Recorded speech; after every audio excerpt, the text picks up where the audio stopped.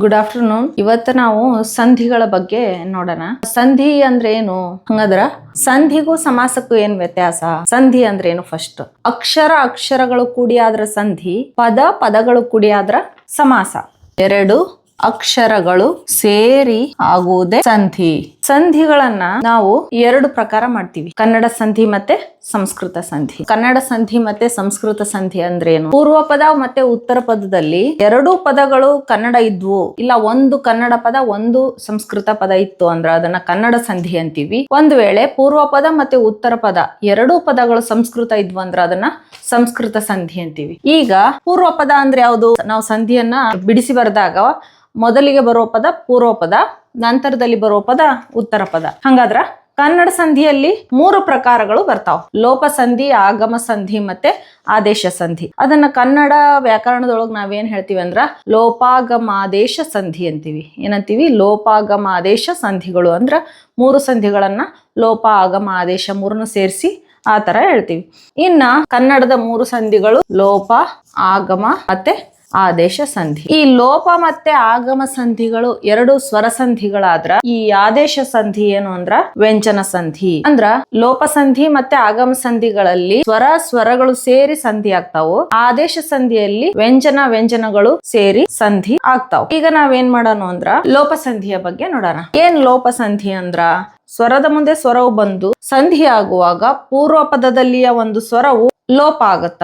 ಅಂದ್ರ ಸಂಧಿಯ ಪದವನ್ನ ಬರೆಯುವಾಗ ಪೂರ್ವ ಪದದಲ್ಲಿನ ಒಂದು ಸ್ವರ ಲೋಪ ಆಗುತ್ತಾ, ಜೊತೆಗೆ ಆ ಎರಡು ಪದಗಳು ಕೂಡುವಾಗ ಅರ್ಥಕ್ಕೆ ಬಾಧೆ ಬರಬಾರ್ದು. ಅಂದ್ರ ಅರ್ಥಕ್ಕ ಧಕ್ಕೆ ಬರ್ಲಾರ್ದಂಗ ಒಂದು ಪದ ಲೋಪ ಆಗ್ಬೇಕು. ಅದನ್ನ ನಾವು ಲೋಪ ಸಂಧಿ ಅಂತೀವಿ. ಎಕ್ಸಾಂಪಲ್ ನೋಡಿದ್ರ ನೀರು ಪ್ಲಸ್ ಇಲ್ಲ ನೀರಿಲ್ಲ.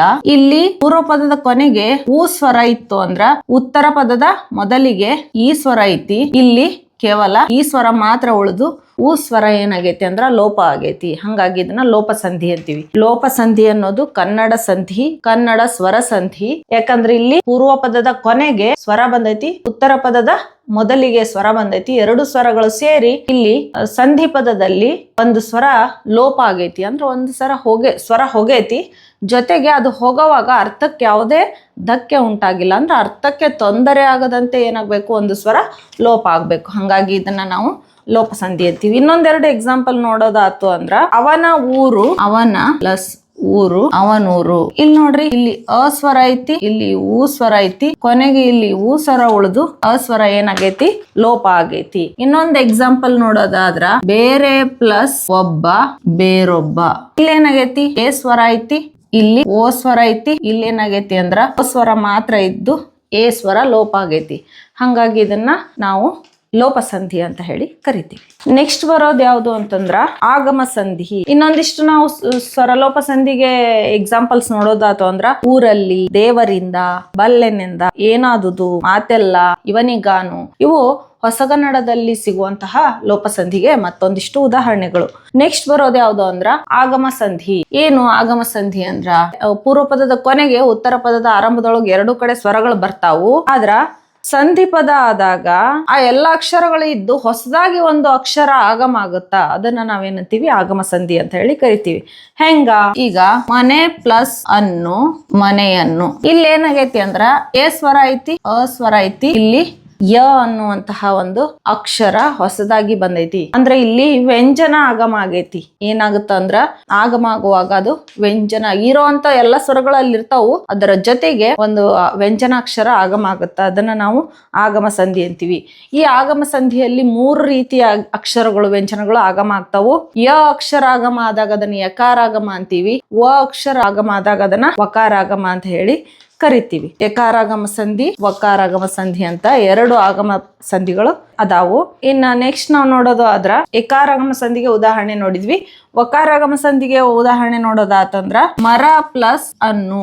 ಇಲ್ಲಿ ಅಸ್ವರ ಐತಿ, ಇಲ್ಲಿ ಅಸ್ವರ ಐತಿ, ಇಲ್ಲಿ ವ ಅನ್ನುವಂತಹ ವ್ಯಂಜನ ಏನಾಗೈತಿ ಅಂದ್ರ ಆಗಮ ಆಗೈತಿ. ಇನ್ನೊಂದು ಎಕ್ಸಾಂಪಲ್ ನೋಡಿದ್ವಿ ಅಂದ್ರ ಸೇವೆ ಪ್ಲಸ್ ಇಂದ, ಸೇವೆಯಿಂದ. ಇಲ್ಲಿ ಏನಾಗೈತಿ ಅಂದ್ರ ಎ ಸ್ವರ ಐತಿ, ಈ ಸ್ವರ ಐತಿ, ಯ ಏನಾಗೈತಿ? ಆಗಮ ಆಗಿ ಬಂದೈತಿ. ನೆಕ್ಸ್ಟ್ ಹಸು ಪ್ಲಸ್ ಇಗೆ, ಹಸುವಿಗೆ. ಹಸು ಪ್ಲಸ್ ಇಗೆ, ಹಸುವಿಗೆ. ಇಲ್ಲೇನು? ಇಲ್ಲಿ ಊ ಸ್ವರ ಐತಿ, ಇಲ್ಲಿ ಈ ಸ್ವರ ಐತಿ, ಇಲ್ಲಿ ಏನಾಗೈತಿ ವಕಾರ ಆಗಮ ಆಗೈತಿ.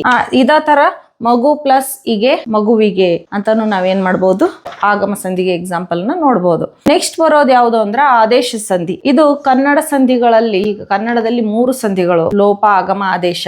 ಅದರೊಳಗ ಲೋಪ ಆಗಮ ಸಂಧಿಗಳು ಕನ್ನಡ ಸ್ವರ ಸಂಧಿಗಳಾದ್ರ ಆದೇಶ ಸಂಧಿ ಕನ್ನಡದ ವ್ಯಂಜನ ಸಂಧಿ. ಇಲ್ಲಿ ಏನಾಗುತ್ತ ಅಂದ್ರ ವ್ಯಂಜನಗಳು ಸೇರಿ ಸಂಧಿ ಆಗ್ತಿರುವಾಗ ಸಂಧಿ ಉತ್ತರ ಪದದೊಳಗೆ ಏನಾಗುತ್ತ ಅಂದ್ರ ಸಂಧಿ ಪದ ಆಗುವಾಗ ಉತ್ತರ ಪದದ ಆದಿಯಲ್ಲಿನ ಒಂದು ವ್ಯಂಜನ ಏನಾಗುತ್ತ ಅಂದ್ರ ಲೋಪ ಆಗುತ್ತಾ, ಅದರ ಬದಲಿಗೆ ಹೊಸ ಒಂದು ವ್ಯಂಜನ ಆದೇಶವಾಗಿ ಬರುತ್ತಾ, ಅದಕ್ಕ ನಾವ್ ಇದನ್ನ ಆದೇಶ ಸಂಧಿ ಅಂತೀವಿ.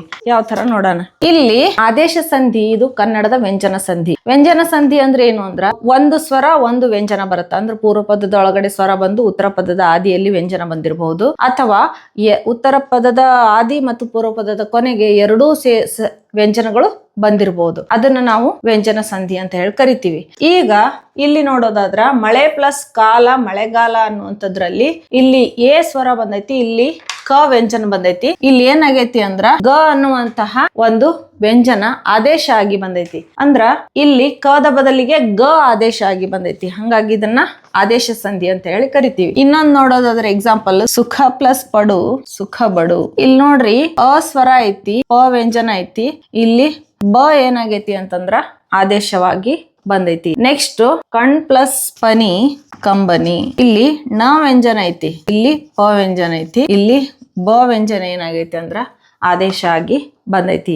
ಅಂದ್ರೆ ಇಲ್ಲಿ ಏನು ಅಂದ್ರ ಇಲ್ಲಿ ಒಂದು ಸ್ವರ ಒಂದು ವ್ಯಂಜನ ಐತಿ, ಒಂದು ಸ್ವರ ಒಂದು ವ್ಯಂಜನ ಐತಿ. ಇಲ್ಲಿ ಪೂರ್ವ ಪದದ ಕೊನೆಗೆ ಉತ್ತರ ಪದದ ಮೊದಲಿಗೆ ಎರಡೂ ಕಡೆನೂ ಕೂಡ ವ್ಯಂಜನ ಬಂದೈತಿ. ಅಂದ್ರ ಒಂದು ಸ್ವರ ಒಂದು ವ್ಯಂಜನ ಇಲ್ಲ ಎರಡೂ ವ್ಯಂಜನಗಳು ಬಂದಿದ್ವು ಅಂದ್ರ ಅದನ್ನ ನಾವು ವ್ಯಂಜನ ಸಂಧಿ ಅಂತೀವಿ. ಹಂಗಾಗುವಾಗ ಏನಾಗೈತಿ ಅಂದ್ರ ಪೂರ್ವ ಪದದ ಈ ವ್ಯಂಜನ ಎಲ್ಲಾ ಕಡೆ ಏನಾಗೈತಿ ಅಂದ್ರ ಕಾಣೆಯಾಗಿ ಆ ಅಕ್ಷರದ ಬದಲಿಗೆ, ಆ ವ್ಯಂಜನದ ಬದಲಿಗೆ ಹೊಸದೊಂದು ವ್ಯಂಜನ ಏನಾಗೈತಿ ಆದೇಶ ಆಗಿ ಬಂದೈತಿ. ಈ ಆದೇಶ ಸಂಧಿ ಒಳಗ್ 3 ತರದಲ್ಲಿ ಏನಕ್ಕವ ಅಂದ್ರ ಅಕ್ಷರಗಳು ಆದೇಶ ಆಗಿ ಬರ್ತಾವು. ಒಂದೊಂದ್ಸರಿ ಗ ಆದೇಶ ಆಗಿ ಬಂದ್ರ ಅದನ್ನ ಗ ಆದೇಶ ಸಂಧಿ, ಬ ಆದೇಶ ಆಗಿ ಬಂದ್ರ ಬ ಆದೇಶ ಸಂಧಿ, ಮತ್ತೆ ದ ಆದೇಶ ಆಗಿ ಬಂದ್ರ ದ ಆದೇಶ ಸಂಧಿ. ಅಥವಾ ಈ ಸಂಧಿಗೆ ಇನ್ನೊಂದ್ ಹೆಸರು ಐತಿ, ಏನಂದ್ರ ಗದಬ ಆದೇಶ ಸಂಧಿ, ಗದಬ ಆದೇಶ ಸಂಧಿ ಅಂತಾನು ಹೇಳಿ ನಾವು ಕರಿತೀವಿ. ಇನ್ನೊಂದಿಷ್ಟು ಆದೇಶ ಸಂಧಿಗೆ ಎಕ್ಸಾಂಪಲ್ ನೋಡೋದಾದ್ರ ಹುಲ್ಲು ಪ್ಲಸ್ ಕಾವಲು, ಹುಲ್ಲುಗಾವಲು. ಹುಲ್ಲು ಪ್ಲಸ್ ಕಾವಲು, ಹುಲ್ಲುಗಾವಲು. ಇಲ್ಲಿ ಏನಾಗೈತಿ ಅಂದ್ರ ಹೂ ಸ್ವರ ಕದ ಬದಲಾಗಿ ಏನಾಗೈತಿ ಗ ಆದೇಶ ಆಗಿ ಬಂದೈತಿ. ಹಳ ಪ್ಲಸ್ ಕನ್ನಡ, ಹಳಗನ್ನಡ. ಇಲ್ಲಿ ಏನಾಗೈತಿ ಅಂದ್ರ ಗ ಆದೇಶ ಆಗಿ ಬಂದೈತಿ. ಇಲ್ಲಿ ಅಸ್ವರ ಐತಿ, ಇಲ್ಲಿ ಕ ವ್ಯಂಜನ ಐತಿ.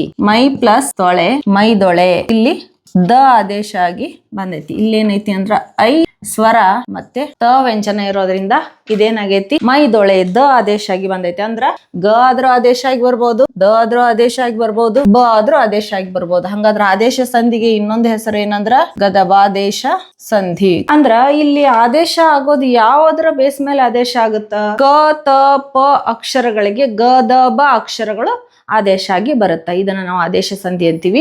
ಈ 3 ಸಂಧಿಗಳು ಕನ್ನಡದ ಸಂಧಿಗಳು. ಅದರೊಳಗಡೆ ಲೋಪ ಆಗಮ ಸಂಧಿಗಳು ಸ್ವರ ಸಂಧಿಗಳಾದ್ರ ಆದೇಶ ಸಂಧಿ ಏನು ಅಂದ್ರ ವ್ಯಂಜನ ಸಂಧಿ.